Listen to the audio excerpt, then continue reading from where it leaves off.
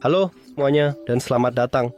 Ya, dalam video ini saya akan menunjukkan cara memperbarui perangkat lunak di headphone Anda. CREATIVE Zen Hybrid Buka.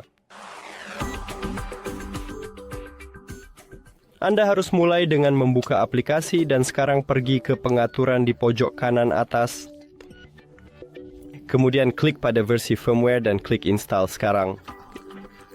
Memasang. Dan sekarang kita harus menunggu. Jangan gunakan headphone Anda, tunggu saja sampai pembaruan selesai.